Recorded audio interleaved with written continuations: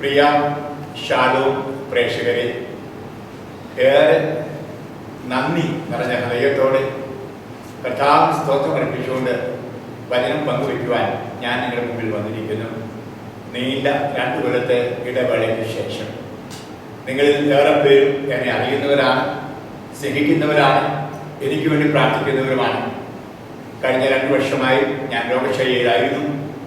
അന്നുണ്ടായ അനുഭവത്തെ പുരസ്കരിച്ചുകൊണ്ട് തിരുവചനം പങ്കുവയ്ക്കുവാനാണ് ഞാനിപ്പോൾ ആഗ്രഹിക്കുന്നത്. ഒരു നിമിഷം കണ്ണുകടച്ച് കയ്യിൽ നെഞ്ചത്തോട് ചേർത്ത് വെച്ച് നമുക്ക് പ്രാർത്ഥിക്കാം. ഈശോയെ, അങ്ങേ തിരുവചനം പ്രഘോഷിക്കുവാൻ ഷാലോം TV എനിക്ക് തന്നിരിക്കുന്ന ഈ അവസരത്തെ ഓർത്ത് ഞാൻ നന്ദി പറയുന്നു, സ്തോത്രമർപ്പിക്കുന്നു. ഷാലോം TV എനിക്ക് പ്രിയകരമാണ്. അവരെല്ലാവരുടെ പരിചിതരും സ്നേഹിതരും സ്വന്തവുമാണ്.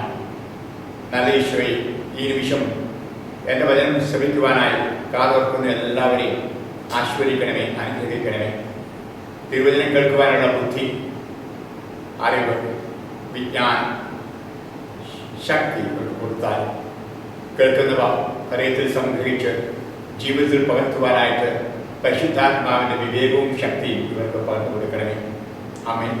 നല്ല അമ്മേ, വചനം സ്വീകരിച്ച് അത് മാംസമാക്കി ലോകത്ത് നൽകിയവരെ പ്രാർത്ഥിക്കണമേ. ഞങ്ങൾക്ക് വേണ്ടി ഞങ്ങളുടെ കരകൾക്ക് പിടിച്ച് ഈശോയ്ക്ക് അർപ്പിക്കണം.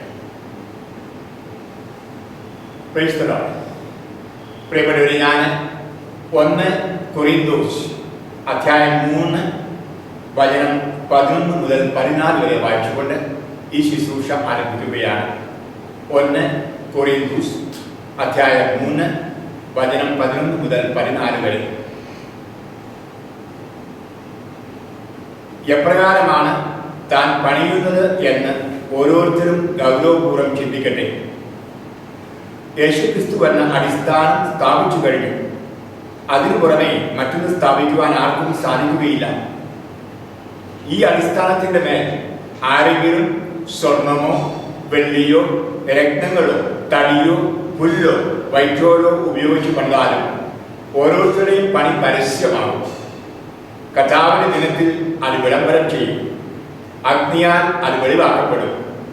ഓരോരുത്തരുടെയും പണി ഏത് തരത്തിലുള്ളതെന്ന് അഗ്നി തെളിയിക്കുകയും ചെയ്യും. ആരുടെ പണി നിലനിൽക്കുന്നതോ അവൻ സമ്മാനിതനാകും. പ്രിയപ്പെട്ടവരെ,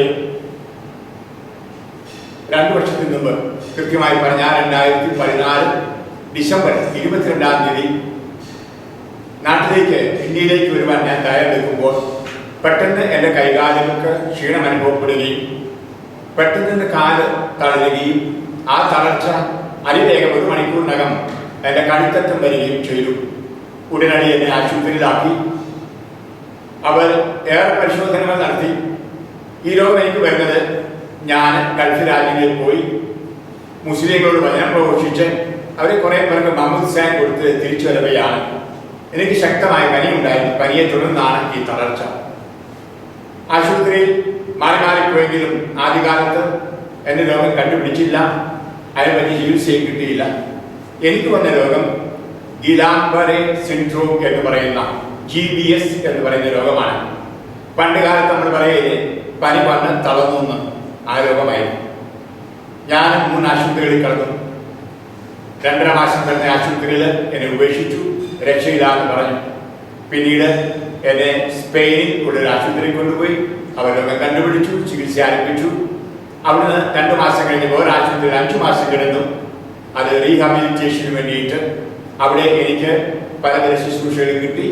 ഇപ്പോൾ ഒരു പ്രത്യേക വീട്ടിൽ, ഒരു ഡോക്ടറുടെ വീട്ടിൽ കഴിഞ്ഞ 1 വർഷമായിട്ട് എനിക്ക് ഫിസിയോതെറപ്പി തന്ന് എൻ്റെ ശരീരം നല്ലതാക്കുവാൻ ശ്രമിക്കുന്നു, ആരോഗ്യമുള്ളതാക്കാൻ ശ്രമിക്കുന്നു. ഇപ്പോൾ എനിക്ക് എഴുന്നേൽക്കാം, പക്ഷേ തന്നെ നിൽക്കാൻ പറ്റില്ല. എനിക്ക് തെറപ്പിസ്റ്റ് ഉണ്ടെങ്കിൽ കൈപിടിച്ച് നടക്കാൻ പറ്റും. അത്രയായി. എൻ്റെ കർത്താവ് ഇത്രയുമാക്കി. നന്ദി. പ്രിയമുള്ളവരെ, ഞാൻ അങ്ങനെ ആശുപത്രിയിൽ അഡ്മിറ്റ് ചെയ്ത് ഒരു 2 ആഴ്ചക്കാലം കോമയിൽ ആയിരുന്നു. പല അവസരത്തിലും ഞാൻ മരണത്തെ അഭിമുഖീകരിച്ചു. അത് എപ്പോഴാണ് സംഭവിച്ചത് എന്നെനിക്ക് അറിഞ്ഞുകൂടാ. ഒരു നിമിഷത്തിലുണ്ടായ ഒരു അനുഭവമാണ് ഞാനിപ്പോൾ നിങ്ങളോട് പങ്കുവയ്ക്കുവാൻ ആഗ്രഹിക്കുന്നത്. ഞാൻ അബോധാവസ്ഥയിലായിരുന്നപ്പോഴാണ് അതോ എൻ്റെ വെന്റിലേറ്റർ ഇടയ്ക്കിടയ്ക്ക് അത് ലൂസായി ഞാൻ ശ്വസിക്കാൻ പ്രയാസപ്പെട്ടപ്പോഴാണ്, എൻ്റെ ബ്ലഡ് പ്രഷർ കൂടി ഞാൻ മരണാസനത്തിലായപ്പോഴാണ് എനിക്കറിഞ്ഞുകൂടാ. ഏതായാലും ശരി, ഞാൻ ബോധം തെളിഞ്ഞപ്പോൾ, ബോധത്തിൽ വന്നപ്പോൾ എൻ്റെ ഓർമ്മയിൽ വന്നു അത് ഞാൻ കണ്ട കാഴ്ചകൾ മരണാനന്തര ജീവിതത്തെ പറ്റിയായിരുന്നു. പ്രിയപ്പെട്ടവരെ, ഞാൻ നരകം, ശുദ്ധീകര സ്ഥലം, സ്വർഗം ഇവ ദർശിച്ചു. എൻ്റെ കർത്താവ് എനിക്ക് അതിനുള്ള ഒരവസരം തന്നു. ഇതാണ് ഞാനിപ്പോൾ പങ്കുവെക്കുന്നത്. പ്രിയമുള്ളവരെ, ഇന്ന് ഏറെ ആളുകൾക്കും, പ്രത്യേകിച്ച് വിദേശത്തെ യൂറോപ്പിൽ പല ആളുകൾക്കും മരണാനന്തര ജീവിതത്തെപ്പറ്റി ഗ്രാഹ്യമില്ല, ചിന്തിക്കുന്നില്ല. ഈ ലോകത്തിൽ എങ്ങനെയെങ്കിലും ജീവിക്കണം, സൂഹിക്കണം, മരിച്ചെന്തും സംഭവിക്കട്ടെ എന്ന ഒരു മനോഭാവത്തിൽ പോകുന്ന ഒരു ജനതയാണുള്ളത്. നമ്മുടെ ഭാരതത്തിലും കേരളത്തിലും അപ്രകാരമുള്ളവരുണ്ട് എന്ന് എനിക്കറിയാം. പ്രിയപ്പെട്ടവരെ, ഒരു കാര്യം ഞാൻ ആദ്യമേ പറയുന്നു: മരണം സുനിശ്ചിതം, മരണശേഷം ഒരു ജീവിതമുണ്ട്. മരണശേഷം നമ്മൾ ചെയ്ത ചെയ്തികൾക്കനുസൃതമായി ഒന്നുകിൽ സ്വർഗരാജ്യം അഥവാ നരകം നമുക്കുണ്ട്. ഇനിയും കർത്താവ് വലിയ കാരുണ്യവാനായതുകൊണ്ട് നമ്മുടെ പാപങ്ങൾക്ക് പരിഹാരം ചെയ്യുവാനായിട്ട് ഒരവസരം തരുന്നു. അവിടുത്തെ കരുണയുടെ വലിയ വെളിപാടാണ് ശുദ്ധീകരണ സ്ഥലം. ഞാൻ പെട്ടെന്ന് അനുഭവിക്കുന്ന അനുഭവം ഇതായിരുന്നു: എൻ്റെ ആത്മാവ് എൻ്റെ ശരീരത്തെ വിട്ടുപോകുന്നു. ഞാൻ മുകളിലേക്ക് കുറെ പൊങ്ങി, അതിനുശേഷം ഒരു കുഴലിലൂടെ എന്നെ കൊണ്ടുപോവുകയാണ്. എൻ്റെ കൂടെ എൻ്റെ കാവൽ മാലാഹ ഉണ്ടായിരുന്നു. എനിക്ക് ബോധ്യമുണ്ട്, കണ്ടില്ല, അനുഭവം ഉണ്ടായിരുന്നു. കാവൽ മാലാഹ ആണ് എന്ന് എനിക്ക് ബോധ്യമുണ്ടായിരുന്നു. ആ കുഴലിനകത്ത് ഭയങ്കര ദുർഗന്ധം, എല്ലാവരും ദുർഗന്ധം പറഞ്ഞൊരു ഒരു കുഴലാണ്. അതിനകത്ത് തേള്, അട്ട, പഴുതാര, പുഴുക്കൾ, കൃമികൾ എല്ലാം വമിക്കുന്നുണ്ടായിരുന്നു. ഒരു മനുഷ്യന് കഷ്ടിച്ച് കടന്നു പോകാനൊരു കുഴലാണ്. ഈ കുഴലിലൂടെ എത്ര സമയം പോയെന്ന് എനിക്കറിയത്തില്ല. ചീവീടുകളുടെ സ്വരം, അതുപോലെ ഭയങ്കര ഇരുളിമ, ഇതെല്ലാം അനുഭവപ്പെട്ട ഒരു സമയമായിരുന്നു ഈ കുഴലിലൂടെയുള്ള പോക്ക്. അതിനുശേഷം ആ കുഴലിൽ ഞാൻ പുറത്ത് വിസർജിക്കപ്പെട്ടു, അഥവാ എടുത്തെറിയപ്പെട്ട് കാണുമ്പോൾ ഒരു വലിയ വിജന പ്രദേശമാണ്. മരങ്ങളൊന്നുമില്ല. അവിടെ ഒരു ഭീകരത, അതാണ് എനിക്ക് പറയാനുള്ള വാക്ക്, വലിയ ഭീകരതയാണ്. അതുപോലെ രാത്രിയിൽ ശബ്ദം കേൾപ്പിക്കുന്ന ചില പക്ഷികളുടെയൊക്കെ സ്വരം കേൾക്കാം. പുറം തന്നെ ഒരു വലിയ ലോറി, ഒരു കറുത്തിരുണ്ട ലോറി, ഏകദേശം പറഞ്ഞാൽ ഈ മിലിറ്ററിക്കാരുടെയൊക്കെ വണ്ടി പോലെ, പക്ഷെ അതിലും അത് ഇരുട്ടതാണ്, ഓടി എൻ്റെ അടുത്ത് വന്ന് നിൽക്കുന്നു. ഒരു വലിയ ലോറിയാണ്, നല്ല പൊക്കവും എന്തുകൊണ്ടും എല്ലാം ഉണ്ട്. ഓടിക്കുന്ന ആള്, ഡ്രൈവറെ കണ്ടാൽ ഒരു സൈന്യാധിപൻ ആണെന്ന് തോന്നുന്നു. പക്ഷെ അവരെ എന്നെ നോക്കിയിട്ടില്ല. വലിയ ഗൗരവത്തോടെ അവരുടെ കൈ തോക്കണ്ട്, പീരങ്കിയുണ്ട്, ഇതെല്ലാം ഉണ്ട്, ചപ്പടച്ചട്ട് എല്ലാം ഉണ്ട്. അവനെ നോക്കിയിട്ടില്ല. വലിയ ഗൗരവത്തിൽ ഭയാനകമായ ഒരു മുഖം. അവൻ നേരെ നോക്കുന്നു. ഞാൻ എങ്ങനെയാണ് വണ്ടി കയറിയെന്ന് എനിക്കറിയില്ല. എങ്ങനെയോ അവൻ്റെ അടുത്തുള്ള സീറ്റിൽ ഇരുന്നു. അവനെ ഞാൻ നോക്കിയില്ല. നേരിട്ട് വണ്ടി സ്പീഡ് എടുക്കാൻ തുടങ്ങി. 60 കിലോമീറ്റർ, 100 കിലോമീറ്റർ, 150, 200, ഏകദേശം ഒരു എയറോപ്ലെയിൻ്റെ സ്പീഡ് ഒരു 600-700 കിലോമീറ്റർ ഇത് സ്പീഡിൽ പോവുകയായിരുന്നു. എനിക്ക് സ്പീഡ് നിർണ്ണയിക്കാൻ പറ്റത്തില്ല. സൈഡിലൊന്നും വൃക്ഷങ്ങളില്ല, വെറും വിജനം, വെറും മണൽ കിടക്കുന്ന സ്ഥലങ്ങൾ പോലെ, നമ്മുടെ ഗൾഫ് രാജ്യങ്ങളെ പോലെ. ആ വണ്ടി എന്ന് പെട്ടെന്ന് ഇടിച്ചത് നിന്നു. എവിടെ ഇടിച്ചെന്ന് എനിക്കറിയില്ല. ഭയങ്കര ശബ്ദത്തോടെ ഞാനങ്ങനെ പുറത്തു വന്നതെന്ന് എനിക്കറിയത്തില്ല. ഞാൻ പുറത്തു വരുമ്പോൾ കാണുന്നത് ഒരു വലിയ തീ നിറഞ്ഞ സ്ഥലമാണ്. ഒരു പക്ഷേ നിങ്ങൾ കണ്ടിട്ടുണ്ടായിരിക്കും, ഈ അഗ്നിപർവ്വതമൊക്കെ പൊട്ടുമ്പോൾ എങ്ങനെയാണ് അഗ്നി ഒഴുകുന്നത്, അതുപോലെ തീ ഇങ്ങനെ ഒഴുകുന്നു, ആളിക്കത്തുന്നു. അപ്പോൾ എൻ്റെ മനസ്സിൽ വരുന്ന ചിന്ത, ഒരു പക്ഷേ നരകമായിരിക്കും. എൻ്റെ ദൈവമേ, എനിക്ക് നരകത്തിൽ പോകണ്ട എന്നെ മനസ്സുകൊണ്ട് ഞാൻ പറയുന്നുണ്ട്. അപ്പോൾ ഞാൻ കാണുന്നത് ഈ യുഗാന്തങ്ങൾക്ക് മുമ്പ് ജീവിച്ചിരുന്ന ചില ജീവികൾ, വലിയ കറുത്ത ചിറകട്ട്, വലിയ ഭയങ്കര കടവാതിലുകൾ, അതുപോലെ തന്നെ വലിയ സിംഹം, കടുവ, പുലി, ഇവയൊക്കെ ചിറക് വെച്ച് പറഞ്ഞു നടക്കുന്നത്, അങ്ങനെയുള്ള വളരെ മോശമായ ഒരു കാഴ്ചയാണ് അവിടെ എനിക്കുണ്ടായിരുന്നത്. അതിനുശേഷം ഗർജനങ്ങളാണ്, വലിയ ഗർജനം. അത് സിംഹത്തിൻ്റെയോ കരടിയുടെയോ ഒന്നും അല്ല, അത് എനിക്ക് അറിയിക്കാൻ പറ്റാത്തൊരു സ്വരമാണ്. അപ്പൊ എനിക്ക് മനസ്സിലായി പിശാചിന്റെ സ്വരമാണ് എന്ന്. അങ്ങനെ ഇരിക്കവേ ഒരു വലിയ ഗർജനം, ജെയിംസേ, ഞാൻ നിന്നെ വെറുക്കുന്നു. എന്റെ കർത്താവേ, പിശാചിനെ വെറുക്കുന്ന സംഭവം എനിക്കറിയാം. കാരണം ഞാൻ വചനം പ്രവേശിക്കുന്ന പിശാചിന് എനിക്കും ഇഷ്ടമല്ല. കഴിഞ്ഞ 41 വർഷമായിട്ട് ലോകത്തിന്റെ എല്ലാ സ്ഥലങ്ങളിലും വചനം പ്രഘോഷിക്കുമ്പോൾ പിശാചിന്റെ അത് യഥാർത്ഥമായ പരീക്ഷകൾ മാത്രമല്ല, തടസ്സങ്ങൾ ഞാൻ അനുഭവിക്കുന്ന ഒരു വ്യക്തിയാണ്. അപ്പൊ അവരുടെ വെറുക്കും എന്ന് പറഞ്ഞത് എനിക്ക് പുതുമയല്ല. ഞാൻ പറഞ്ഞെന്താണെന്നറിയാമോ? കഴിഞ്ഞ ഏതാനും വർഷമായിട്ട് ഞങ്ങളുടെ രാജ്യം ക്രൈസ്തവ രാജ്യങ്ങളിൽ കെട്ടിപ്പടുത്തുയർത്തുകയായിരുന്നു. പ്രത്യേകിച്ച് ജർമ്മനി, ഫ്രാൻസ്, സ്പെയിൻ, ഇറ്റലി തുടങ്ങിയ സ്ഥലങ്ങളിൽ. എന്നാൽ ഈ കഴിഞ്ഞ 15 വർഷമായിട്ട് ഈ പ്രദേശങ്ങളിൽ വന്ന് വചനം പ്രഘോഷിച്ച് അത്ഭുതങ്ങളും അടയാളങ്ങളും പ്രവർത്തിച്ചുകൊണ്ട് ധാരാളം പേരെ എന്റെ രാജ്യത്തിൽ നിന്ന് മാറ്റി എന്റെ ശത്രുവായ യേശുവിന്റെ രാജ്യത്തിലേക്ക് നീ കൊണ്ടുപോവുകയാണ്. അതുകൊണ്ട് ഞാൻ നിന്നെ വെറുക്കുന്നു. നീ ഇപ്പോൾ തളർന്നു. നീ ഇനി ജീവിക്കില്ല. നിന്റെ ജീവിതത്തിൽ നീ ഇനി വചനം പ്രഘോഷിക്കുകയില്ല. നീ ഒരിക്കലും ദൈവരാജ്യത്തെ പറ്റി ഇനി മിണ്ടുകയില്ല. പ്രിയമുള്ളവരെ, ഞാനിത് പച്ച മലയാളത്തിൽ നിങ്ങളോട് പറയുന്നത്, ഞാൻ കേൾക്കുന്ന ഭയങ്കര ഗർജിക്കൽ സ്വരം എന്റെ ഹൃദയത്തിലേക്ക് ശരം വന്ന് മുറിച്ച ഒരു സംഭവമാണ്. പ്രിയമുള്ളവരെ, അത് കഴിഞ്ഞു. ഞാൻ ഭയപ്പെട്ടൊന്നുമില്ല. എനിക്കറിയാം പിശാചിക്കാളന പെരക്കള്ളനാണെന്ന്. യോഹന്നാൻ എഴുതിയ സുവിശേഷം അധ്യായം 8:44 പറയുന്നില്ലേ, നുണയനും അവൻ നുണയന്റെ തന്തയുമാണെന്ന്.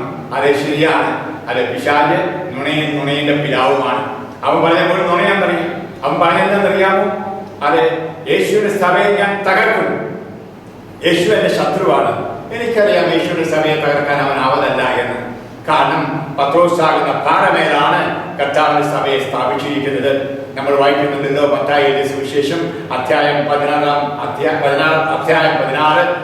മുതൽ വചനങ്ങളിൽ ഈ സ്വർഗരാജ്യത്തിന്റെ താക്കോലുകൾ പത്രോസിനെ ഏൽപ്പിച്ചുകൊണ്ട് ഈശോ പറഞ്ഞത്, ഈ പാറമേൽ ഞാൻ എന്റെ പണിയും, നരക വാതിലുകൾ അതിനെതിരെ പ്രബലപ്പെടുകയില്ല. ഹല്ലേലൂയ. അത് എനിക്ക് ബോധ്യമുണ്ട്. ഇതെന്റെ ബോധ്യങ്ങളുടെ മനസ്സുണ്ട്. പക്ഷെ ഒരു കാര്യം എനിക്ക് മനസ്സിലായി, അത് പിശാച് കർത്താവിനെതിരാണ്, നമുക്കെതിരാണ്, സഭയ്ക്കെതിരാണ്. അവൻ പറഞ്ഞൊരു വചനം ഇതായിരുന്നു. എന്താണെന്നറിയാമോ? എനിക്ക് ദാഹിക്കുന്നു. പിശാചിന്റെ ദാഹം. അപ്പോൾ നോമി പറഞ്ഞത്, കുരിശിൽ കടന്നുകൊണ്ട് കർത്താവ് പറഞ്ഞത്, എനിക്ക് ദാഹിക്കുന്നു. യേശുവിനൊരു ദാഹമുണ്ട്, പിശാചിനും ഒരു ദാഹമുണ്ട്. അതെ, 2 രാജ്യങ്ങളുണ്ട്. ഒന്ന് ദൈവരാജ്യം, മറ്റേ പിശാചിന്റെ രാജ്യം. 2 രാജാക്കന്മാരുണ്ട്. ഒന്ന് ജീവിക്കുന്നതായ ദൈവം യേശുക്രിസ്തു രാജാവാണ്, നമുക്കറിയാം. മറ്റൊരു പിശാച്. ഈ 2 രാജ്യങ്ങളും തമ്മിൽ വലിയ ശത്രുതയുണ്ട്. 2 രാജ്യങ്ങളിലേക്കും ആളുകളെ അടുപ്പിക്കാനായിട്ട് അത് പരിശ്രമമുണ്ട്. നമുക്കറിയാം, ദൈവരാജ്യത്തിലേക്ക് മനുഷ്യനെ അടുപ്പിക്കാനായിട്ട് കൂടാശകൾ, പ്രാർത്ഥനകൾ, തിരിച്ചോ വഴിയായിട്ട് പരിശുദ്ധാത്മാവ് അത് അവിശ്രാമം ശ്രമിച്ചുകൊണ്ടിരിക്കുകയാണ്, എപ്പോഴും പരിശ്രമിച്ചുകൊണ്ടിരിക്കുന്നത്. പിശാച് ഉറങ്ങുന്നവനല്ല, 24 മണിക്കൂറും അവൻ ഉണർന്നിരുന്ന് പ്രവർത്തിക്കാൻ അവന്റെ രാജ്യത്തിലേക്ക് ആളുകളെ കൊണ്ടുപോകാൻ. അതിനു വേണ്ടിയിട്ട് അദൃശ്യമായ ശക്തികൾ ഈ ഭൂമിയിലേക്ക് അയച്ച് വിവിധ മാർഗങ്ങൾ ഉപയോഗിച്ച് ആളുകളെ അവന്റെ രാജ്യത്തിലേക്ക് ആനയിക്കുന്നു. പ്രിയമുള്ളവരെ, പിശാചിനെ പറ്റി പറയുവാനല്ല ഞാൻ ഉദ്ദേശിക്കുന്നത്, പിന്നെ മരണാനന്തര ജീവിതത്തെ പറ്റി. ഈ അനുഭവത്തിന് ശേഷം ഞാൻ കാണുന്നത് ശുദ്ധീകരണ സ്ഥലമാണ്. ശുദ്ധീകരണ സ്ഥലത്തേക്ക് പ്രവേശിക്കുമ്പോൾ ഞാൻ കാണുന്ന ഒരു ബോർഡിൽ എഴുതിയ വചനമാണ് ഞാൻ ഇപ്പോൾ നിങ്ങൾക്ക് വായിച്ചു തന്നത്. 1 കൊരിന്ത്യർ അധ്യായം 3:11 മുതൽ വചനങ്ങളിൽ. അതായത്, സ്വർണമോ തടിയോ അല്ലെങ്കിൽ രത്നങ്ങളോ കൊണ്ട് കർത്താവിന്റെ അടിസ്ഥാനത്തിൽ ആർക്കും പണിയാൻ സാധ്യമല്ല. പണിതാലും പണി പരസ്യമാകും. കർത്താവിന്റെ ദിനത്തിൽ എല്ലാം വെളിപ്പെടുത്തും. അതിനുശേഷം അഗ്നിശുദ്ധീകരണം ഉണ്ടാകണം. ശുദ്ധീകരണത്തിന് ഞാൻ കണ്ടത്, പ്രിയമുള്ളവരെ, തീയാണ്. നരകത്തിലെ തീ പോലെ തന്നെ വ്യത്യാസമില്ല. അതെ, ഓരോ സെക്ഷനിലൂടെയും എന്നെ കൊണ്ടുപോയി എന്റെ കാവന്മാരാണ്. വിശദീകരിക്കാൻ എനിക്കൊരു സമയമില്ല പ്രിയപ്പെട്ടവരെ. ഞാൻ അതിനെ പുരസ്കരിച്ച് പുസ്തകം എഴുതിയിട്ടുണ്ട്. നിങ്ങൾക്ക് വായിച്ചാൽ കൂടുതൽ മനസ്സിലാക്കാം. കാരണം ഇതുപോലെ അവസരത്തിൽ മുഴുവൻ കാര്യങ്ങൾ എനിക്ക് പറയാൻ സാധ്യമല്ല. ഞങ്ങളുടെ കാര്യങ്ങളെ പരാമർശിക്കാൻ ഒരു പുസ്തകമാണ് നിത്യത ദർശിച്ച നിമിഷങ്ങൾ. അത് നാളെയാണ് റിലീസ് ആക്കുന്നത് കാര്യഭവനിൽ. പ്രിയമുള്ളവരെ, ആ ശുദ്ധീകരണ സ്ഥലത്തിൽ ആദ്യം ഞാൻ കാണുന്നത് നിരീശ്വരവാദികൾ, അതുപോലെ തന്നെ നാസ്തികർ, വിശ്വാസം നഷ്ടപ്പെട്ടവർ, വിശ്വാസമില്ലാത്തവർ, ഇവരൊക്കെ അത് തീയിൽ ചെയ്യുകയാണ്. അവർക്ക് വന്ന് എന്നോട് ചോദിച്ചു, പ്രാർത്ഥിക്കാമോ, കുർബാന ചൊല്ലി കാഴ്ചവെക്കാമോ എന്നൊക്കെ എന്നോട് ചോദിക്കുന്ന അനുഭവം.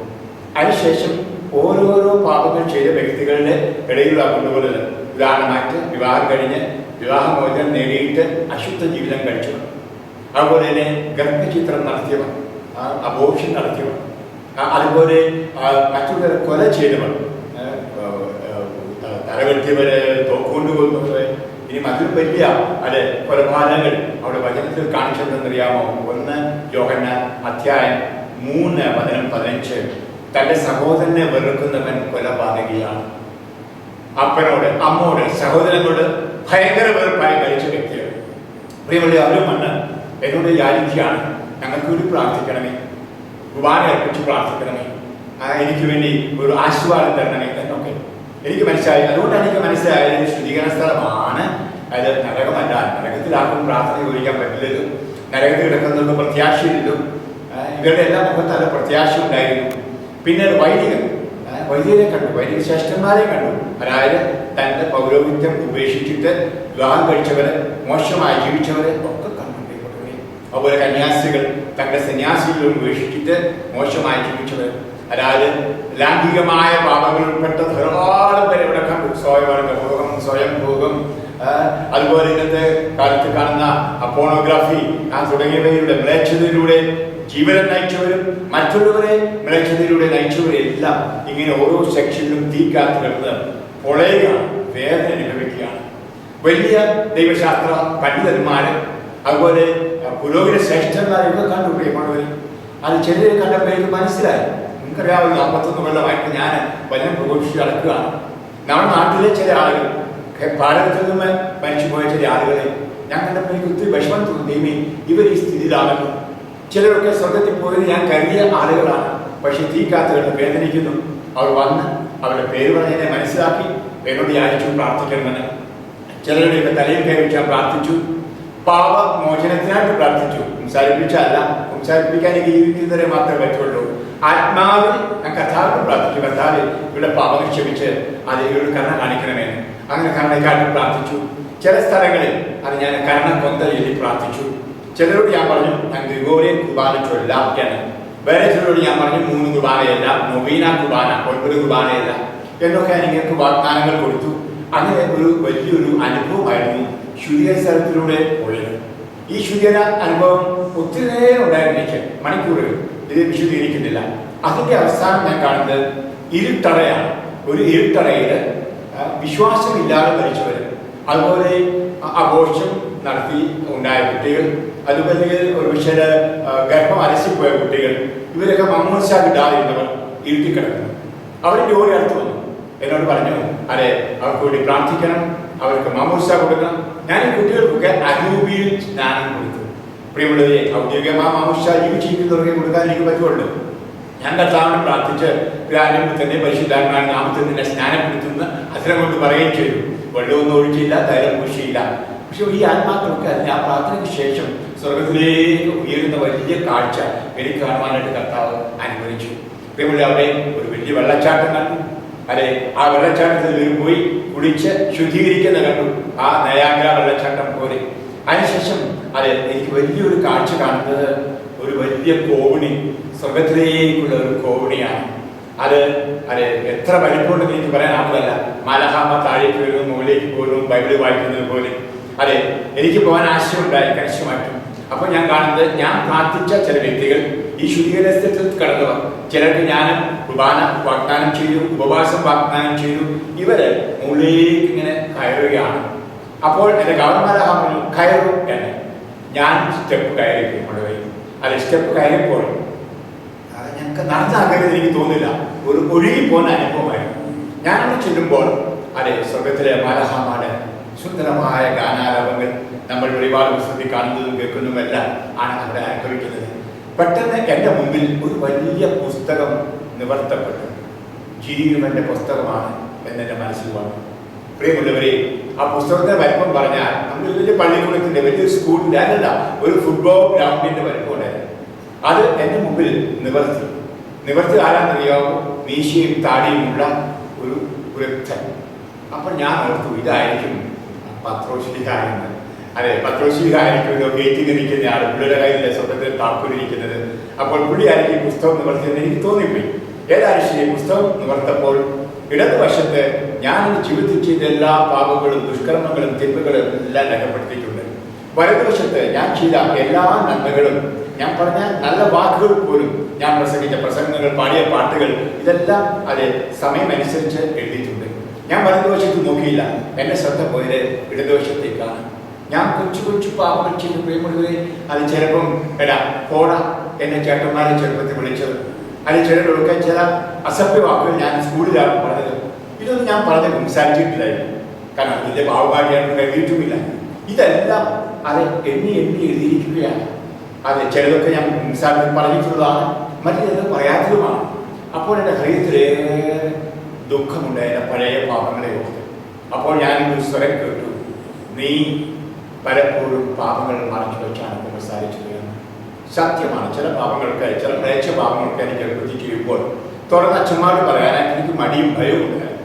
അതെ, അപ്പോഴൊക്കെ ഞാൻ വായിത്തിൽ പറയുമായിരുന്നു, ചീത്ത പാപം ചെയ്തു, അത് ചീത്ത ഓർമ്മയുണ്ടായെന്നൊക്കെ വ്യക്തമായി ഞാൻ സംസാരത്തിൽ പറയാതിരുന്ന ആ പാപങ്ങളെല്ലാം അവിടെ കാണിച്ചു.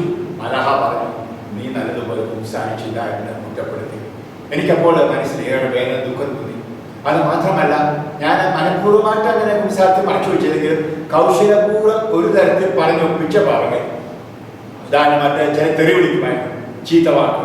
അത് അതേപോലെ ഞാൻ ചുമ്മാ പറഞ്ഞ് സംസാരിച്ചിട്ടില്ല, ചുമ്മാ ഉടപ്പി ഒരു വാക്കുമല്ല, ചീത്തയായിട്ടൊക്കെ സംസാരിച്ചിട്ടുണ്ട്. ഇങ്ങനെ ഒരു അലസഭാവേന വ്യക്തമാക്കി പറയാത്ത സംസാരത്തിലെ പാപങ്ങളെല്ലാം ഇങ്ങനെ എഴുതിയിട്ടുണ്ട്. പ്രിയമുള്ളവരെ, ഞാൻ പൊട്ടിക്കാരൻ. ഞാൻ എപ്പോഴേ തീരുമാനമെടുത്തു, അത് ഞാൻ മുഴുവൻ പ്രസാരം നടത്തണം, പൂർണ്ണമായ മുഴുവൻ പ്രസാരം നടത്തണം. അപ്പോൾ ഞാൻ എൻ്റെ മനസ്സിൽ കാണുന്നത് എൻ്റെ ശവം അത് രോഗശൈലിയിൽ കിടക്കുന്നതാണ്. ഞാൻ വേർപെട്ടു, ഞാൻ മരിച്ചു കഴിഞ്ഞു എന്ന ബോധ്യം എനിക്ക് നല്ലപോലെ ഉണ്ടായിരുന്നു. പ്രിയമുള്ളവരെ, അത് പാപമോചനം തരണമേ കർത്താവേ, പാപമോചനം തരണമെന്ന് പ്രാർത്ഥിക്കുമ്പോൾ മനസ്സിലുണ്ട്, ഞാൻ ജീവിച്ചിരിക്കുകയാണെങ്കിൽ ഒരു നല്ല പ്രസാരം നടത്തും. പ്രിയമുള്ളവരെ, അതിനുശേഷം സ്വർഗത്തിൻ്റെ വിവിധ ഭാഗങ്ങളിലൂടെ കടന്നുപോയി. മലാഹമാരെ കണ്ടു, പുണ്യമാരെ കണ്ടു, പരിശുദ്ധ അമ്മയെ കണ്ടു. അമ്മയുടെ അടുത്ത് പോയി ഏറെ നേരം നിന്നു. അമ്മയോട് പറഞ്ഞു, മകനെ, നീ പ്രസംഗിക്കുമ്പോൾ ഈശോയെ വേണം പ്രസംഗിക്കാൻ, എന്നെ അല്ല. നീ എന്നെ വലിയവളാക്കണ്ട, ഈശോയെ വലിയവനാക്കണം. ഒത്തിരി ഉപദേശങ്ങൾ എനിക്ക് പറഞ്ഞു തന്നു. അമ്മയുടെ അടുത്ത് രൂപ കൊടുക്കാൻ തോന്നി, പക്ഷെ പറ്റിയില്ല, എനിക്ക് സാധിച്ചില്ല. ഔഷധപിതാവിനെ കണ്ടു, വളരെ ശാന്തനായിട്ടിരിക്കുന്നു. അദ്ദേഹം എൻ്റെ തലയിൽ കൈവച്ച് പ്രാർത്ഥിച്ചു. അതുപോലെ 12 അപ്പസ്തോലന്മാരും വന്ന് എൻ്റെ തലയിൽ കൈവച്ച് പ്രാർത്ഥിച്ച അനുഭവം ഉണ്ടായി. ആ പ്രാർത്ഥന സമയത്ത് ഇടിമിന്നൽ പോലെ, കൊല്ലിയാൻ മിന്നുന്നത് പോലെ കഥാവിൻ്റെ വചനങ്ങൾ ഇങ്ങനെ ഒഴുകുന്നൊരു അനുഭവമായിരുന്നു. വലിയ ശാന്തത, സമാധാനം. പ്രിയപ്പെട്ടവരെ, ആ ഔഷധപിതാവിന്റെ പ്രാർത്ഥനയും ഈ അപ്പസ്തോലന്മാരെ കൈവച്ചുള്ള പ്രാർത്ഥനയും എനിക്ക് ബലപ്പെടുത്തി. അതുകൊണ്ടാണ് ഈ രോഗശൈലിയിൽ കിടന്നപ്പോൾ ഒരിക്കലും നിരാശപ്പെടുകയോ സങ്കടപ്പെടുകയോ ചെയ്തിട്ടില്ല. എപ്പോഴും കർത്താവിനെ സ്തുതിച്ചുകൊണ്ട് 6 മാസക്കാലം സംസാരിക്കാൻ വയ്യായിരുന്നുവെങ്കിലും ഞാൻ സുസ്മേരവദനായിട്ട് എൻ്റെ രോഗശൈലിയിൽ കിടന്ന കാര്യം എന്നെ സന്ദർശിച്ച് എല്ലാവർക്കും അറിയാം.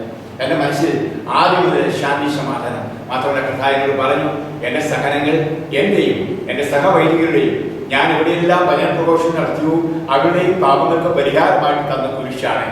അതുകൊണ്ട് എൻ്റെ സങ്കടങ്ങളെല്ലാം ആ കുരിശിൽ അർപ്പിച്ചുകൊണ്ട് എനിക്ക് സഹിക്കുവാനും സന്തോഷിക്കുവാനും സാധിച്ചു. പ്രിയമുള്ളവരെ, മാത്രമല്ല, സ്വർഗീയ വൃന്ദങ്ങളുടെ പ്രാർത്ഥനകൾ എന്നെ ബലപ്പെടുത്തിയെന്ന് എനിക്കറിയാം. ഈശോയെ കാണാൻ ആഗ്രഹിച്ചു. ഈശോ എനിക്ക് മുഖമായി കാണണം, പിതാവിനെ കാണും. അതായിരുന്നു എൻ്റെ വലിയ ആശ. അപ്പൊ 1000കണക്കിന് 10000കണക്കിന് മാലാഹമാർ നടക്കുക, ഞാൻ ഒഴുകുകയാണ്. എൻ്റെ മക്കളെ അത് പറഞ്ഞാൽ ഒത്തിരി പറയാൻ എനിക്ക് ഇപ്പോൾ സമയമില്ലാത്ത പറയുന്നത്, കാരണം ഇവരെനിക്ക് അധികം സമയം തരികയില്ല എന്നെ സംസാരിക്കാൻ. അതുകൊണ്ട് പറയുകയാണ്, അത് എൻ്റെ മനസ്സിൽ ഇങ്ങനെ നമ്പർ കൊണ്ട് ഈശോയെ കാണും. അപ്പോൾ ഞാൻ വലിയൊരു വെളിച്ചം, ഒരു പ്രകാശമാണ്. സൂര്യപ്രഭയെ അതിവരുന്ന പ്രഭയാണ്. എന്നാൽ കണ്ണ് ഇമയ്ക്കുന്നില്ല. ഞാനിങ്ങനെ നോക്കാം, ഇതിന് കാരണം നമ്മൾ ബൈബിൾ വായിക്കുന്നുണ്ടല്ലോ, അതെ, ദൈവം അതെ വെളിച്ചമാണ് എന്ന് 1 യോഹന്നാൻ അധ്യായം 5 അധ്യായം 1 വചനം 5. 1 യോഹന്നാൻ അധ്യായം 1 വചനം 5. അതെ, ഇതാണ് കർത്താവിനുള്ള സദ്വാർത്ത. ദൈവം വെളിച്ചമാകുന്നു. അതെ, ആ വെളിച്ചമാണ് ഞാൻ കാണുന്നത്. എനിക്ക് ബോധ്യമായി. അടുക്കള ചിലപ്പോൾ തന്നെ ഈശ്വര മുഖം ഇരിക്കുന്നത് കാണും, ശാരീരിക മുഖം കാണും. ഇതാണ് എൻ്റെ മനസ്സിലെ കൊച്ചാഗ്രഹം. അപ്പോൾ വലിയ ബാലാഹ, വലിയ ഞാൻ പറയുമ്പോൾ വലിപ്പത്തിൽ വരിക, വളരെ പ്രശോഭിതയാണ്, നല്ല കന്യക. അവൾ ഓടി വന്നിട്ട് എന്നോട് പറഞ്ഞെന്താണെന്നറിയാമോ, നിനക്ക് യേശുവിൻ്റെ മുഖം കാണുന്നു, നിനക്ക് എന്നും കാണാമല്ലോ, അത് വിശുദ്ധ കുർബാനയിലാണ്. ദിവ്യകാലത്തിൽ നീ എൻ്റെ ശരീരം കാണും, എൻ്റെ മുഖം കാണും. ഇവിടെ യേശു ആത്മാവിൽ സ്ഥിതി ചെയ്യുന്നു. ഈ ആത്മാവിനെയാണ് നീ പരിശുദ്ധാത്മാവിനെ സ്വീകരിക്കുമ്പോൾ ലഭിക്കുന്നത്. ഈ ആത്മാവിനെ സ്വീകരിക്കുമ്പോൾ നീ യേശുവിന്റെ സ്നേഹത്തിൽ വളരുന്നു. അതുകൊണ്ട് നീ എൻ്റെ മുഖം, നീ യേശുവിൻ്റെ മുഖം ദിവ്യകാലത്തിൽ ദർശിക്കുമെന്ന്. അപ്പോൾ അനുഭവം എനിക്കറിയാമല്ലോ, എൻ്റെ വചന പ്രഘോഷത്തിലെ ഏറ്റവും പ്രധാനമായ കേന്ദ്ര ബിന്ദുവാണ് വിശുദ്ധ കുർബാനയിലെ യേശു. ഈശോയുടെ ആഴമായ സ്നേഹം വർദ്ധിക്കാൻ ദിവികാനനെ എന്ന് ഞാൻ എൻ്റെ മനസ്സുകൊണ്ട് പറഞ്ഞു. അപ്പോൾ എൻ്റെ ഓർമ്മയില്ല സ്വർഗത്തെ കാണുന്നത് വിവിധ സക്രാരികളിൽ ഇരിക്കുന്ന യേശു, വിവിധ അരളിക്കായ എഴുതും ചെയ്യുന്ന യേശു, അവിടെ കൈപൊക്കി പ്രാർത്ഥിക്കുന്ന ധാരാളം ആളുകൾ, ബലിയർപ്പിക്കുന്ന വൈദിക ശ്രേഷ്ഠന്മാർ, ഇതെല്ലാം ഒരു നിമിഷത്തെ കാണുകയാണ്. ആ സന്തോഷം എന്തൊരു സന്തോഷമായിരുന്ന ദൈവമാണ്. ആ ദൈവിക ലിറ്റർജി, ആ ദൈവിക അത് അവിടെ സൂര്യാന റീത്തോ ലത്തിൻ റീത്തോ മലങ്ക റീത്തോ അങ്ങനൊന്നുമില്ല, ഒറ്റ റീത്തേ ഉള്ളൂ, ദൈവിക റീത്ത്. എല്ലാവരും കൈയടിക്കുന്നു, കൈശ്വരി. ഇപ്പൊ എനിക്ക് തോന്നി ഇത് കരിസ്മാറ്റിക് ഗ്രൂപ്പാണ് എനിക്ക് തോന്നിപ്പിക്കുക. ഞാൻ കരിസ്മാറ്റിക്കാർക്ക് എല്ലാവർക്കും അറിയാമല്ലോ. അപ്പോൾ ആ മനോഭാവം എനിക്കൂടെ, ആ സന്തോഷം സമാധാനത്തോടെ എല്ലാവരും പ്രാർത്ഥിക്കുന്നു, ബലിയർപ്പിക്കുന്നു. അവിടെ ഒരു വ്യത്യസ്തത തോന്നിയില്ല. സഭ ആ അനുഭവമായിരുന്നു എനിക്കവിടെ ഉണ്ടായിരുന്നത്. അപ്പോൾ ഞാൻ പ്രാർത്ഥിക്കുന്ന കർത്താവെ, തിരുസഭയെ ഏക സഭയാക്കി മാറ്റണമേ എൻ്റെ ഉള്ളുകൊണ്ട് ഞാൻ കർത്താവിനോട് പ്രാർത്ഥിച്ചു. അതിനുശേഷമായിട്ട് ഞാൻ കാണുന്ന കാഴ്ച എന്താണെന്ന് ചോദിച്ചാൽ തിരുസഭയുടെ ശക്തിയാണ്. തിരുസഭയുടെ ശക്തി, അതായത് കൂദാശയുടെ ശക്തി, അതുപോലെ കൂദാശാനുകരണത്തിൻ്റെ ശക്തി, വൈദികരുടെ പ്രാർത്ഥനയുടെ ശക്തി, വൈദികരുടെ ആശീർവാദത്തിൻ്റെ ശക്തി, ഇതെല്ലാം ഞാൻ കാണുകയാണ്. അപ്പോൾ ഭൂമിയിൽ എങ്ങനെ ആണ് കർത്താവിന്റെ സഭ ശക്തമായിരിക്കേണ്ടത് അതെനിക്ക് കാണിച്ചിരുന്ന ശക്തി അനുഭവമായി. അപ്പോൾ ഞാൻ എൻ്റെ കവന്മാരാകോട് ചോദിച്ചു, കത്തോലിക്കിൽ മാത്രമേ സ്വർഗത്തിൽ പോകുള്ളൂ എന്ന്. അപ്പോൾ അദ്ദേഹം എന്നോട് പറഞ്ഞെന്നറിയോ, ചുറ്റും നോക്ക്, കത്തോലിക്ക് മാത്രമല്ല, ആ ഇടയിൽ മുസ്ലിങ്ങളുണ്ട്, ഹിന്ദുക്കളുണ്ട്. ഇത് സ്വർഗം എല്ലാവരുടെയും അവകാശമാണ്. എന്നാൽ കർത്താവിൻ്റെ സഭയാണ്, കത്തോലിക്ക സഭയാണ് സ്വർഗത്തിലേക്ക് പോകാനുള്ള ഏറ്റവും നല്ല മാർഗം എന്ന് കവന്മാരായ എന്നോട് പറയും. അപ്പോൾ എനിക്കൊത്തിരി സന്തോഷമായി. ഞാൻ കറക്റ്റ് സഭയാണല്ലോ എന്ന്. ഞാൻ പ്രൊട്ടസ്റ്റന്റുകാരെ കണ്ടു, പെന്തക്കോസ്തുകാരെ കണ്ടു, ഇവരെല്ലാവരും കണ്ടു. അവരെല്ലാം ആ ദൈവത്തെ സ്തുതിക്കുന്ന അനുഭവം. പക്ഷെ അവർക്ക് വ്യത്യസ്തത ആർക്കും അനുഭവപ്പെട്ടില്ല. എൻ്റെ അയൽവക്കത്തു നിന്ന് ഹിന്ദുക്കളായി മരിച്ചു ചിലരെ ഞാൻ കണ്ടു സ്വർഗത്തിരിക്കുന്നത്. എൻ്റെ കൂടെ പഠിച്ച സഹവിദ്യാർത്ഥികൾ, എൻ്റെ സഹപാഠികൾ, ചില ഹൈന്ദവരായാലും ഞാൻ സ്വർഗത്തിൽ കണ്ടു. അവർക്ക് നല്ല ജീവിതം കഴിച്ചവരാണ്, മനസ്സാക്ഷിക്കനുസരിച്ച് പ്രമാണങ്ങൾ കാത്ത് ജീവിച്ചവരാണ് എന്ന് കവൽമാരായ എനിക്ക് വെളിപ്പെടുത്തി. അപ്പോൾ എല്ലാം എൻ്റെ മനുഷ്യരുടെ ഇതെല്ലാം സത്യവേദ പുസ്തകത്തിലും ബൈബിളിൽ പറഞ്ഞിരിക്കുന്ന സത്യങ്ങൾ മാത്രമാണ്. പലപ്പോഴും നമ്മൾ സങ്കുച മനസ്സിൽ ഓർത്തു പോകും, ഒരു പ്രത്യേക സഭ മാത്രമേ സ്വർഗത്തിൽ പോകുമെന്ന്. എന്നാൽ അങ്ങനെയല്ല പ്രിയപ്പെട്ടവരെ, സ്വർഗം എല്ലാവരുടെയും അവകാശമാണ്. ഈ അനുഭവത്തെ പറ്റി ഞാൻ ദീർഘിപ്പിച്ച് പറയുന്നില്ല, എൻ്റെ സമയം തീരുന്നു. ഞാൻ പ്രാർത്ഥനയോട് നിർത്തുകയാണ്. ഞാൻ എഴുതിയ പുസ്തകമുണ്ട്, നിത്യത ദർശിച്ച നിമിഷങ്ങൾ എന്ന പുസ്തകം. നിങ്ങൾക്ക് വായിച്ചാൽ ഞാൻ എൻ്റെ അനുഭവങ്ങൾ വിശദമായിട്ട് പറഞ്ഞിട്ടുണ്ട്. ഒരു കാര്യം സത്യം, മരണമുണ്ട്, ഒരു മരണാനന്തര ജീവിതമുണ്ട്. നാം ഇവിടെ ചെയ്യുന്ന ചെയ്തികൾ, വാക്കുകൾ എല്ലാത്തിൻ്റെയും കണക്കുകൾ നിത്യജീവന്റെ പുസ്തകത്തിൽ രേഖപ്പെടുത്തിയിരിക്കും. അതനുസരിച്ച് ഒരു വിധിയുണ്ട്. ആ വിധിയിൽ ഒന്നുകിൽ നരകം അല്ലെങ്കിൽ സ്വർഗം. പിന്നെയോ എത്ര കഠിനഭാവം ചെയ്തവരായാലും അവസാന നിമിഷത്തിലെങ്കിലും നല്ല ഘടനയെ പോലെ ആ അല്പം അനുഭവിക്കാൻ ഒരു സെക്കൻഡ് കിട്ടിയാൽ മതി, അവൻ ശുദ്ധീകരണ സ്ഥലത്തിൽ കർത്താവിന്റെ കരുണ അനുഭവിച്ചുകൊണ്ട് ശുദ്ധീകരിക്കപ്പെട്ട് വിശുദ്ധീകരിക്കപ്പെട്ട് സ്വർഗത്തിലേക്ക് പോകും. സുനിശ്ചിതം. പ്രിയപ്പെട്ടവരെ, ഞാൻ നരകം കണ്ടുവെങ്കിലും നരകത്തിൽ ആരെയും കണ്ടില്ല. നരകത്തിലേക്ക് വിധിക്കാൻ നമുക്ക് അവകാശമില്ല പ്രിയപ്പെട്ടവരെ. യൂദാസ് പോലും നരകത്തിലാണെന്ന് ഇതുവരെ സഭ പറഞ്ഞിട്ടില്ല. അതിന്റെ അർത്ഥം എന്താണ്? ആരെങ്കിലും നരകത്തിലാണെന്ന് നമുക്ക് പറയാൻ അവകാശമില്ല.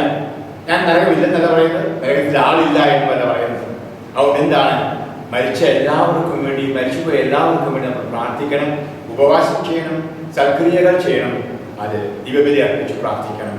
ആരും നരകത്തിൽ പോയി എന്ന് പറഞ്ഞ് മാറ്റി നിർത്തി നമ്മൾ പ്രാർത്ഥിക്കാതിരിക്കരുത് എന്നാണ് എനിക്ക് പറയാനുള്ള ഒരു ഉപദേശം. 2, സുരക്ഷിതമായിട്ടും നമുക്ക് സ്വർഗത്തിൽ പോകാൻ സാധിക്കും. ഒരുപക്ഷെ ശുദ്ധീകരണ സ്ഥലത്തൂടെ കടന്നുപോയ ആരും ശരി, ആ സ്വർഗത്തെ ലക്ഷ്യമാക്കിയായിരിക്കണം നമ്മുടെ ജീവിതം എപ്പോഴും. നിശ്ചയമായിട്ടും നല്ല ജീവിതം കഴിച്ചാൽ നമുക്ക് സ്വർഗത്തിൽ പോകാൻ കഴിയും. എത്ര നല്ല ജീവിതം കഴിച്ചാൽ നമ്മൾ ചില ദുരാശകൾക്കും തിന്മകൾക്കും അടിമപ്പെടുന്നത് കൊണ്ട് കുംസാരങ്ങളും ദുരാശകളും ഉണ്ടെങ്കിലും പാപത്തിന്റെ ചില കഥകൾ നമ്മുടെ മനസ്സിൽ കിടക്കും. വിശുദ്ധരായവർ പോലും ദിവസങ്ങളോ മണിക്കൂറുകളോ ശുദ്ധീകരണത്തിലൂടെ പോയി ശുദ്ധീകരിക്കപ്പെട്ടവരാണ് എന്ന് ചരിത്രം സാക്ഷ്യപ്പെടുത്തുന്നു. എങ്കിൽ പ്രിയമുള്ളവരെ, അത് സന്തോഷത്തോടെ സഹിച്ച് കർത്താവിലേക്ക് പോകാനുള്ള അവസരമാണ് എന്ന് വിശ്വസിക്കുക. ഈ 3 സത്യങ്ങൾ വിശ്വസിച്ചുകൊണ്ട് നമ്മുടെ ക്രൈസ്തവ ജീവിതത്തെ ഒന്ന് ആഴപ്പെടുത്താൻ മുന്നോട്ട് പോകാം. പ്രിയമുള്ളവരെ, ഞാൻ നിങ്ങൾക്ക് വേണ്ടി പ്രാർത്ഥിക്കുന്നു. ഒരു നിമിഷം കണ്ണടയ്ക്കുക. നല്ലവനായ ഈശോയെ, ഒരു വലിയ വിഷയത്തെപ്പറ്റി ഈ മക്കളോട് സംസാരിക്കുവാനാണ് ഞാൻ ആരംഭിച്ചത്. എനിക്ക് എല്ലാം പറയാനുള്ള സമയമില്ല എന്ന് എനിക്കറിയാമല്ലോ. അങ്ങ് എനിക്ക് കാണിച്ചു തന്ന ദർശനങ്ങളും എന്നോട് പറഞ്ഞ വാക്കുകൾക്കും ഞാൻ നന്ദി പറയുന്നു. ഈ മക്കളോട് ഞാൻ പങ്കുവെച്ചു. നല്ലവനായ ഈശോയെ, സ്വർഗത്തെ ലക്ഷ്യമാക്കിക്കൊണ്ട് ഒരു പുതിയ ജീവിതം നയിക്കുവാൻ, പരിശുദ്ധാത്മാവിലുള്ള ജീവിതം നയിക്കുവാൻ ഇത് കേൾക്കുന്ന എല്ലാവർക്കും കൃപ നൽകണമെന്ന് ദാസൻ പ്രാർത്ഥിക്കുന്നു. ഇവരുടെ പാപങ്ങൾക്ക് പരിഹാരം ചെയ്തുകൊണ്ട് അത് വിശുദ്ധ ബലിയെ സംബന്ധിച്ച് മറ്റുള്ളവർക്ക് നീബലി അർപ്പിച്ചുകൊണ്ടും പാപപരിഹാരാർത്ഥം ഉപവാസങ്ങൾ അനുഷ്ഠിച്ചുകൊണ്ടും പരോപകാര പ്രവർത്തികൾ ചെയ്തുകൊണ്ടും ജീവിക്കുവാൻ ഇവരെ ബലപ്പെടുത്തും, ശക്തിപ്പെടുത്തും. കാരണം കർത്താവിൽ ഈ വചനം കേൾക്കുന്ന എല്ലാവരെയും അങ്ങേ തിരുമാർഗത്തിൽ ഞാൻ സമർപ്പിക്കുന്നു. മാതാവിന്റെ മധ്യസ്ഥതയിലൂടെ അമ്മേ, നല്ല അമ്മേ, ഇവർക്ക് വേണ്ടി പ്രാർത്ഥിക്കണമേ, ഇവരുടെ കുടുംബങ്ങൾക്ക് വേണ്ടി പ്രാർത്ഥിക്കണമേ, സഭയ്ക്ക് വേണ്ടി പ്രാർത്ഥിക്കണമേ. കാരണം കർത്താവ് ഇവരെല്ലാം അങ്ങ് പിതൃഹൃദയത്തിലേക്ക്, സ്നേഹഹൃദയത്തിലേക്ക് മാതാവിലൂടെ, മാതാവിന്റെ വിമലഹൃദയത്തിലൂടെ അർപ്പിക്കുന്നു. പ്രിയപ്പെട്ടവരെ, ഞാൻ നിങ്ങളെ ആശീർവദിച്ച് അനുഗ്രഹിക്കുന്നു. പിതാവിന്റെയും പുത്രന്റെയും പരിശുദ്ധാത്മാവിന്റെയും നാമത്തിൽ ആമേൻ. Praise the Lord.